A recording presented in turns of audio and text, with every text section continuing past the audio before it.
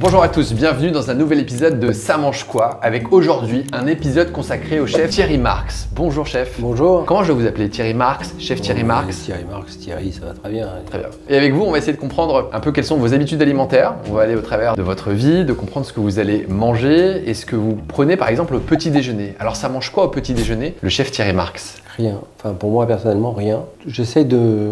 Je sais pas comment on peut appeler cette méthode, mais dans notre métier, on dîne assez tôt à cause de ce service. Donc je dîne à 18-19 heures et ensuite j'attends le lendemain le déjeuner pour remanger. Parce que d'abord, je dors mieux comme ça, et c'est important. Et après, j'ai une séance de sport en général très tôt le matin, entre 5h45 et 6h, et qui est un peu intensive, donc j'essaye d'avoir un peu l'estomac vide. Puis après, je me suis habitué à cette méthode. Bon, est-ce qu'elle est bonne, est-ce qu'elle est pas bonne, je ne sais pas, mais en tout cas elle me convient maintenant, alors qu'elle ne m'aurait probablement pas convenu il y a quelques années où j'avais pas de problème de digestion, des choses comme ça, de pouvoir dormir léger.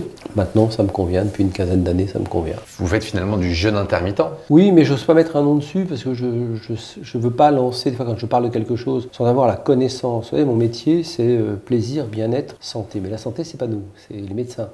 Donc j'ose pas mettre de nom pour pas qu'il y ait des espèces de mouvements. Ah, ici il fait ça, alors c'est que ça marche pour moi aussi. Pas forcément, chacun son métabolisme, chacun son équilibre de vie. Il n'y a pas à une personne de dire ce qui est bien ou mal dans la nutrition. On sait ce qui est pas bien dans la nutrition. Mais en tout cas, je vais pas prendre position. Alors est-ce que je fais un jeûne intermittent ou pas? En tout cas, c'est ma méthode aujourd'hui pour pouvoir me sentir bien à table. Alors moi je suis docteur, donc je peux le dire. Vous faites du jeûne intermittent. Voilà. Et c'est bon pour la santé, puisque finalement on mange un peu trop. Et vous avez constaté depuis que vous sautez peut-être ce petit déjeuner que vous avez peut-être plus d'énergie, vous faites du sport à jeun? Alors j'ai beaucoup plus d'énergie. La séance commence en général à 6h30 le matin. C'est une séance judo en général, donc il y a toujours un peu de cardio, un peu de renfo, un peu de mouvement. Je sens l'énergie forte. Et puis après, évidemment, j'arrive tout doucement à glisser vers 12h, 13h. Le petit défaut à ça, c'est qu'il y a des jours où, arrivé à 12, 13h, j'ai vraiment envie d'un petit déjeuner. Donc ça veut dire tartine, beurre,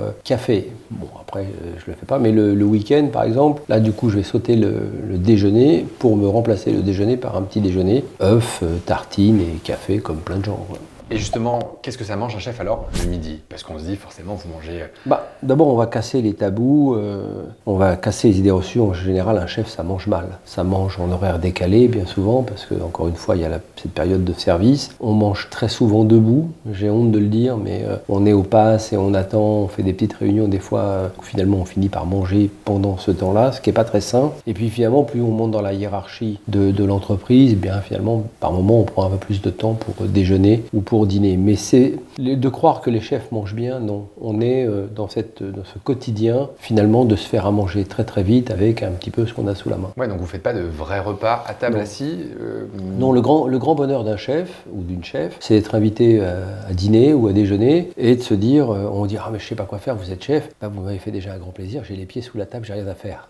Et ça, c'est quelque chose de très sympathique à vivre. Mais non, les chefs, enfin en tout cas ceux que je connais, ne mangent pas forcément bien, pas forcément les bons réflexes nutritionnels tout le temps. D'ailleurs, pour certains, ça se voit. Mais est entré dans le monde des chefs, le sport. Et ça, c'est important parce qu'on voit de plus en plus de chefs multifacettes qui sont de très bons chefs de cuisine ou chefs et en même temps pratiquent une discipline sportive, le vélo, la course, le trail, peu importe. Mais ils ont compris que pour aller loin dans ce métier, il fallait rester en condition physique. Et c'est ce que vous faites, vous, d'ailleurs? Vous faites beaucoup de sport? Mais parce que c'est rentré dans ma vie, moi, le sport très tôt. Très mauvais à l'école, je comprends qu'apprendre pour faire, j'y arriverai pas au collège. Coup de chance, je croise la route d'un champion de France de judo, qui avait le judo club de Champigny-sur-Marne, et un club de boxe juste à côté. Je vais m'inscrire aux deux. Je vais plutôt bien fonctionner dans le judo. Et je vais me retrouver à comprendre quelque chose d'essentiel, c'est d'apprendre pour faire. Regardez si le professeur nous inspire, il a un geste qu'on veut reproduire, et puis on avance en se formant. Donc le sport, pour moi, est un équilibre absolument nécessaire. Je ne pourrais pas vous parler de nutrition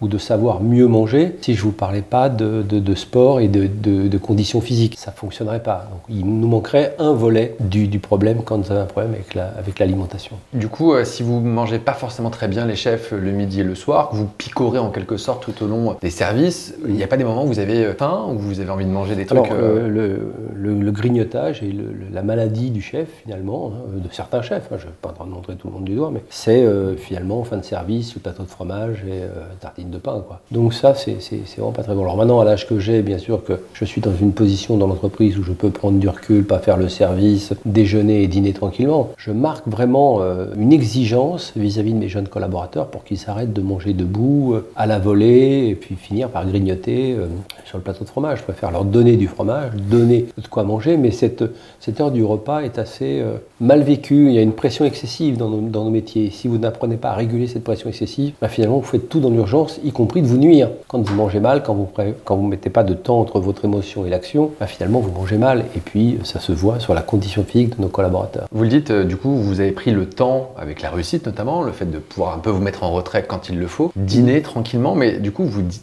c'est quoi votre repas? Un repas, ou même, pourquoi pas un repas du dimanche chez Thierry Marx? Qu'est-ce que vous mangez?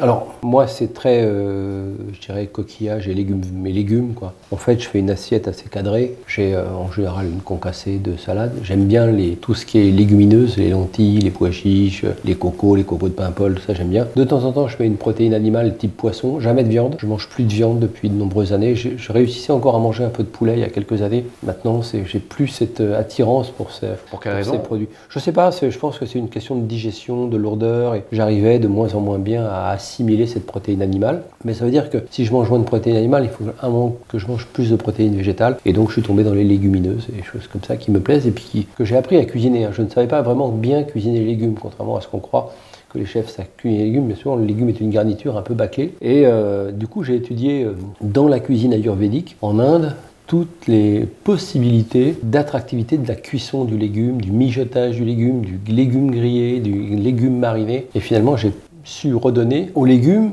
quelque chose qu'ils avaient perdu et qui ne donnait pas d'attractivité dans la gastronomie française. Puis voilà, je mange beaucoup de légumes. Alors, si je vous fais un plat type, je vais commencer par un œuf. Très souvent, moi, je suis un fan des œufs. J'aime les œufs pochés et les œufs brouillés. Et puis, en général, champignon de Paris, c'est un de mes champignons préférés. Tombé à la poêle, dans la même poêle dans laquelle j'ai fait mes œufs brouillés. Et puis, une tombée d'herbes fraîches, parce que j'ai la chance d'avoir un petit bout de jardin, un petit bout d'herbes fraîches. Après, je vais passer sur une belle salade, mais vraiment une belle salade. L'huile d'olive, je fais sécher aussi des olives noires pour les râper dessus. Et tartines de pain de seigle. C'est une belle assiette. Ouais, c'est une belle assiette, mais alors le problème, c'est que je suis resté gourmand. Si on me dit une pomme, je tire un peu le nez. Mais une pomme confite façon tatin, je craque un peu. Je craque aussi avec vous. Ouais, mais cette notion du plaisir et du bien-être, mais j'ai l'impression que c'est essentiel. Mais j'ai la même sensation dans le sport. C'est-à-dire que je peux tirer un peu les pieds pour aller à la séance de sport le matin. Mais alors l'après-séance, ce que ça a produit comme émotion, hein, quand vous sortez de gros randonnées, quand vous sortez de gros entraînements, espèce de montée de quelque chose qui est indéfinissable pour moi, qui est presque petite dose émotionnelle, je ne sais pas, ciblée, mais en tout cas c'est intéressant. Vous gardez le temps justement de ce sport parce qu'on se dit, voilà, vous avez plein d'activités et le sport pourrait passer au second plan, troisième plan. C'est interdit. C'est-à-dire qu'entre 6h du matin et 9h du matin, vous ne pouvez pas toucher à ce planning-là. C'est le planning du sport. 5 entraînements par semaine, diversifiés. Je ne fais pas toujours la même chose. Seulement, ce matin, il y avait une émission. Et vous voyez, dans une heure, je vais être sur le ring, sur le tatami, parce que je ne peux pas louper une séance par jour. Vous avez parlé à un moment d'échecs scolaires et on voit, notamment dans des émissions, on parle de Top Chef par exemple, on a des chefs un peu autodidactes qui sont issus peut-être d'une lignée de chefs et puis on a certains qui sont un peu en échec scolaire, ils expliquent toujours des parcours difficiles et qui ont réussi à se sortir de la galère, je mets des guillemets à galère, au travers de la cuisine. On pense à Norbert Tarrer par exemple, le gagnant de Top Chef, Xavier Pincemin aussi. Comment est-ce qu'on explique ça? Des gars qui ont du mal et puis tout d'un coup dans la cuisine, alors que c'est exigeant votre métier. C'est simple, nous on le voit dans nos écoles d'inclusion et d'insertion. Dans nos quartiers, même en ruralité d'ailleurs, dans nos quartiers, l'expérience qu'on peut avoir, moi ça fait 30 ans maintenant, l'expérience de ces quartiers, pour y avoir vécu déjà, et puis ensuite pour être comme éducateur, on a 3 grands moteurs d'inclusion. L'art, l'artisanat et le sport. Pourquoi? C'est-à-dire qu'à chaque fois que le candidat veut aller vers du théâtre, veut aller vers de la chanson, veut aller vers de la musique, de la peinture, peu importe, de l'artisanat, les métiers de la cuisine, de la pâtisserie, ce que vous voulez, et les métiers du sport, ça fonctionne. Pourquoi ça fonctionne? Parce qu'on est dans le faire pour apprendre. Vous vous êtes cru en échec parce que vous n'arriviez pas à suivre à l'école, vous avez cru que vous étiez assigné à cela. Or que vous allez découvrir quelque chose qui vous passionne, qui vous attire, et vous dites mais si je le fais, j'y arrive. Donc se faire pour apprendre, eh bien, c'est 3 grands moteurs d'inclusion. Et la cuisine, c'est de l'artisanat. Vous découvrez le faire pour apprendre. Vous progressez finalement. Vous dites la recette, j'ai un peu observé, j'ai réussi à la faire. Ah, et maintenant, il faut que je la divise. Je suis pas trop doué pour apprendre les divisions. Bah, je vais les apprendre parce qu'elles vont me servir à quelque chose. C'est pas comment j'apprends, c'est pourquoi j'apprends. Or que le pourquoi vous apprenez quand vous êtes à l'école, bah, vous ne le comprenez pas forcément. Vous savez comment aller à l'école, mais pourquoi vous y allez, vous n'avez pas forcément le projet. Moi, je pense qu'on est tous faits pour faire quelque chose. On est doué pour quelque chose dans la vie. Certains, c'est le sport, d'autres, ça va être la science, peu importe. Et vous pensez qu'il faudrait qu'on amène plus facilement les jeunes qui sont destinés à faire de la cuisine et qu'on évite que ce soit considéré un peu comme une voie de garage, de faire de la cuisine, même si désormais la cuisine, avec notamment les émissions de télévision, les grands chefs de la gastronomie française, a retrouvé un peu ses lettres de noblesse, mais peut-être que déjà à l'école, on essaie de comprendre qui aurait une appétence ou serait doué avec ses mains. Alors c'est vrai que c'est compliqué de tout faire peser sur l'école comme le seul et unique lieu de sociabilisation. C'est une erreur de penser ça. Je pense que l'écosystème autour de vous, avant l'école, est important aussi. Et ce que doit vous apprendre l'école, c'est l'envie de curiosité. C'est de vous nourrir de l'envie de curiosité, peu importe ce que vous allez faire après. Et ça, c'est important parce que si vous prenez après l'implication dans des métiers ou dans quoi que ce soit d'autre, ça va être essentiel de découvrir cette curiosité. Pourquoi je dis ça? Parce que c'est pas votre employeur qui protégera votre emploi, c'est votre curiosité. Et c'est votre curiosité qui fera de vous un homme libre. Il faut l'apprendre très tôt. Et il faut l'apprendre très tôt. Et la grande responsabilité de nos politiciennes, c'est d'arrêter de mentir aux gens. Vous ne pouvez pas dire, quand vous arrivez dans nos quartiers, que c'est pas de votre faute, l'ascenseur social est en panne. Il n'y a pas d'ascenseur social, ça n'existe pas, ça ne marche pas. C'est une rhétorique de plateau télé, mais ça sert à rien. Il y a un escalier social avec une dose d'effort à produire pour arriver à quelque chose. Et si vous n'arrivez pas à avoir la dose d'effort nécessaire pour monter les marches, on peut vous aider et on doit vous aider. Et c'est ces mécaniques-là qu'il faut montrer. Mais il faut apprendre aussi aux jeunes gens à ne plus croire aux balivernes qu'on a pu vous dire. Vous êtes, moi je me souviens, d'expliquer aux gens que oui, on était différents et inégaux face à la vie. Bon, bah il fallait renforcer un certain nombre de choses pour se remettre sur la ligne de départ et avancer. Mais si vous continuez à mentir sur l'égalité des chances, bah non, l'égalité des chances, elle n'est pas là, en fonction de votre extraction sociale. Ou d'autres choses d'ailleurs, d'autres problématiques. Mais on s'aperçoit que dès lors que vous reprenez une verticalité, donc le sport est un exemple, le théâtre est un exemple, vous apprenez des choses, vous devenez curieux, vous apprenez et vous devenez libre. Et c'est ces mécaniques-là qui font qu'à un moment donné, on retrouve dans l'univers de la cuisine, ou de la pâtisserie, ou de la boulangerie, des gens qui étaient très éloignés de l'emploi, qui étaient très éloignés de l'école, ou d'un projet métier. Et puis du jour où ils tombent sur quelque chose pour lequel ils ont une attractivité, ils disent mais je peux y arriver, mais je suis pas si bête que ça. Et parce qu'ils sont dans le faire pour apprendre. Et c'est ces mécaniques-là qu'il faut défendre et arrêter d'avoir une société cloisonnée entre ceux qui auraient été bons élèves, qui auraient appris pour faire et qui seraient parfaitement respectables, et ceux qui auraient fait pour apprendre et qui seraient moins respectables. Au contraire, c'est l'hybridation des deux qui fait des entreprises qui réussissent ou des États qui réussissent. C'est cette diversité-là. Mais diversité, dès qu'on met diversité, on se dit ah, oh là là, c'est quoi la tambouille? Qu'est-ce que vous allez mettre là-dedans? C'est pas bien. Ben si, il y a des gens qui ont appris pour faire et d'autres qui font pour apprendre. Et on retrouve dans ces métiers, eh bien effectivement, des gens qui tout d'un coup se retrouvent une passion incroyable. Ils se disent, mais ils vont s'envoler, ils vont devenir des chefs, et des chefs eux connus, or que personne ne les attendait là. Mais c'est vrai dans le football, c'est vrai dans les t-shirts, c'est vrai dans n'importe quel quartier. Il y a une phrase d'Audiard, et je clôt là-dessus, mais qui me plaît beaucoup et qui a été répétée souvent dite par Lino Ventura. À force de surestimer les autres, on s'aperçoit qu'on s'est souvent sous-estimé. C'est ce qu'il faut apprendre dans nos quartiers. On n'a pas de raison de se sous-estimer. Mais il faut qu'on arrête de croire à n'importe quel gourou qui passe qui va nous dire que l'ascenseur social, c'est de sa faute s'il est tombé en panne. Ouais, d'essayer de reprendre un peu son destin en main en quelque sorte et d'essayer d'avancer. Et de croire en son destin. Parce que bien souvent, on s'aperçoit qu'on doit croire en son destin. Mais ne pas dire à un enfant que d'aller à l'école, ça fera de lui un homme libre, plus heureux, de ne pas subir, de ne pas être assigné à une situation, c'est essentiel. Vous avez réussi, alors j'ai pas pu lister tout ce que vous avez pu faire, mais vous êtes chef multi-étoilé, vous avez été fait chevalier des arts et des lettres, chevalier de la Légion d'honneur, vous pratiquez les arts martiaux, vous avez même été dans un épisode de Joséphine Ange Gardien. S'il fallait compiler tout ce que vous avez accompli dans votre vie, de quoi êtes-vous le plus fier? Les écoles d'inclusion. Parce que c'est 8500 personnes formées, c'est des gens qui se croyaient assignés à une situation sociale alors qu'il n'y a pas de raison d'être assigné à cette situation sociale et de leur dire, eh bien voilà, t'as cru en ta chance, maintenant, aujourd'hui, vous faites partie des 92% des gens qui ont un métier, qui s'épanouissent dans ce métier et 7% d'entre eux ont créé leurs entreprises. Ça vous rend vraiment heureux parce que c'est quelque chose que vous pouvez laisser sur la terre après vous. C'est pour ça que l'associatif, pour moi, c'est presque l'essentiel de ma vie aujourd'hui, de dire, eh bien, tout ce qu'on va monter, on va le monter de façon associative, y compris les entreprises, et que ces entreprises aient un impact social et environnemental, et ensuite de se dire, bah voilà, si je dois laisser quelque chose, ça, c'est l'idée de la connaissance, de la curiosité qui fait les gens libres de prendre leur vie en main. J'ai quelques petites questions à vous poser, il faut essayer de me répondre en quelques mots. Vous terminez terminer ma phrase en quelque sorte. D'accord. Pour vous, l'alimentation, c'est La vie. la gastronomie française, c'est Un gastéropode qui se traîne sur son estomac. apprendre à cuisiner, c'est Essentiel pour la vie et la santé. les fast-food, c'est vraiment Je ne veux pas te dire du mal des fast-food parce qu'il peut y en avoir des très très bons. Mais il faut faire attention à ce qu'on mange parce que ça aura un impact direct sur notre santé. on devrait tous apprendre aux enfants à Cuisiner. sans la cuisine, j'aurais Bon, alors sur la cuisine, je sais pas, c'est la cuisine qui m'a redonné un cap. Donc probablement je serais resté en pâtisserie ou je serais resté militaire peut-être. je n'ai jamais osé le dire, mais un jour j'ai mangé. Ah non, mais moi je peux le dire, j'ai rien à cacher. Il m'arrive quand on va à des compètes de judo de manger un sandwich qui s'appelle le Egg Muffins parce que je mange pas de viande et puis bon, tout le monde n'a pas le même budget quand on se déplace. Donc bah voilà, on accepte un café et un Egg Muffins et on se dit bah tant pis, même si on me photographie avec.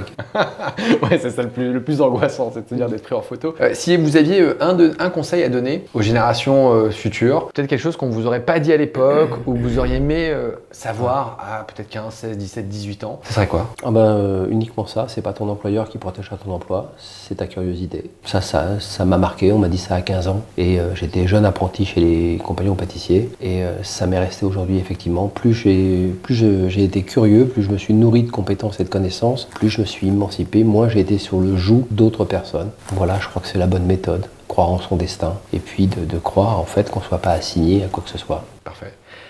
Dans Ça mange quoi, on a toujours une séquence qui s'appelle le repas du condamné. Si je vous disais, Thierry Marx, que demain c'est votre dernier jour et que vous avez droit à ce qu'on appelle le repas du condamné, pour vous faire plaisir, entrée, plat, dessert, boisson, ça serait quoi le repas du condamné de Thierry Marx? Bon, je vais redire, œufs brouillés pour commencer, tombée de champignons de Paris frais, sans les poêler. Et puis ensuite, j'irai très très simple. J'irai vraiment sur une omelette dashimaki. J'aime bien ces omelettes roulées avec une garniture à l'intérieur. C'est ce qu'on fait au Japon. C'est très compliqué à faire, mais toujours très intéressant. Et puis le dessert, ce serait vraiment un truc qui a marqué mon enfance, que j'aime beaucoup, c'est le pain d'épices avec du beurre dessus. Mais le vrai pain d'épices, hein, pas celui fait avec du glucose, celui qui est vraiment fait avec du miel et de l'eau et du beurre tartinable dessus. J'ai toujours cette image du beurre qui vient combler les trous. J'ai toujours pensé à Boringer quand il dit le zen dans l'art de la tartine. Ben voilà, ce serait ça. Ouais. Le repas du condamné de Thierry Marx. Vous avez beaucoup voyagé, chef Thierry Marx. Est-ce qu'il y a un pays qui vous a beaucoup marqué ou inspiré, notamment dans votre cuisine? Ah oui, le pays qui m'a le plus marqué pour des raisons diverses et variées et inspiré dans ma cuisine, c'est le Japon.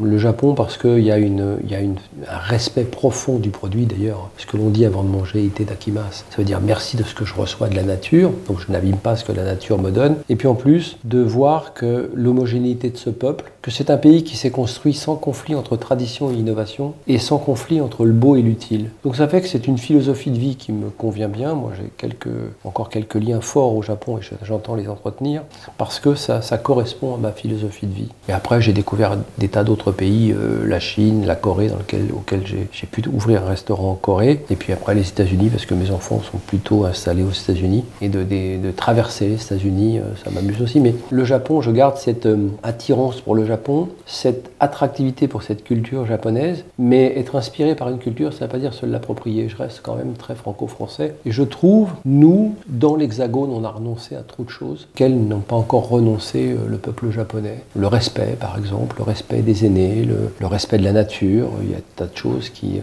font qu'au Japon, on va respecter un lieu, parce qu'on dit, on va respecter un arbre c'est le seul arbre qui reste dans la rue, mais personne n'aura d'idée d'aller jeter un papier dessus ou d'aller faire pipi dessus. Donc ça, c'est l'homogénéité de ce peuple m'inspire beaucoup. Bah, c'est très clair. C'était très enrichissant. Merci à vous d'avoir répondu à nos questions. Merci. Si vous avez peut-être un mot, un truc à dire, puisqu'il y a autre chose qu'on n'a pas dit, qu'on n'a pas abordé. Non, la seule chose, on l'a largement abordé. Mais si on parle d'alimentation, alors ne déconnectez pas l'alimentation de l'activité physique, du sport, parce que on a tendance à devenir des peuples immobiles, même plus sédentaires. On est immobile. On est capable aujourd'hui de commander une pizza, de la manger sur ses genoux, devant un feuilleton sur Netflix. Et ça, c'est pas au médecin que vous êtes que je vais l'apprendre. Ça va créer des pathologies qui vont être des pathologies compliquées à gérer. Même si en ce moment, il faut le reconnaître, c'est aussi cher de bien s'alimenter.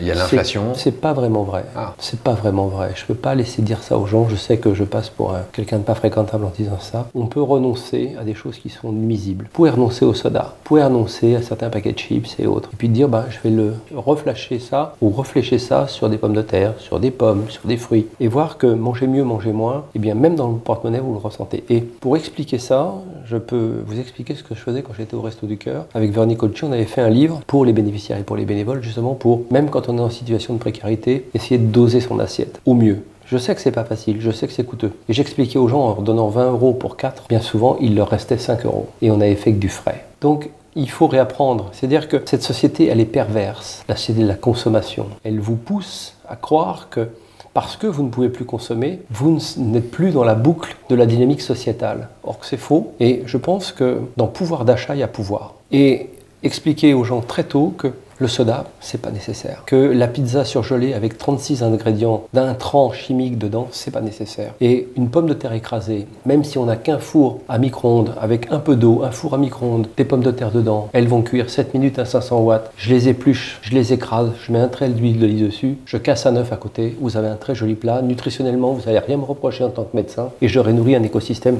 favorablement. Donc c'est cette perversité de la surconsommation à laisser croire aux gens quand ils étaient en difficulté qu'ils étaient plus fréquents parce qu'ils ne pouvaient plus consommer. Et ça, c'est quelque chose sur lequel, avec les ONG, nous devons travailler aussi pour ramener les gens dans la boucle. Vous êtes en précarité, pour des gens, des fois en très grande précarité, et vous vous retrouvez en précarité santé. Et ça, c'est compliqué. Donc il faut réapprendre les mécanismes de survie, des fois en milieu hostile. La société nous met des fois dans des conditions de milieu hostile. Et je peux vous dire que de réapprendre à s'alimenter en milieu hostile, c'est très important pour avoir fait quelquefois cette expérience. Merci à vous, chef Thierry Marx. Merci. Merci.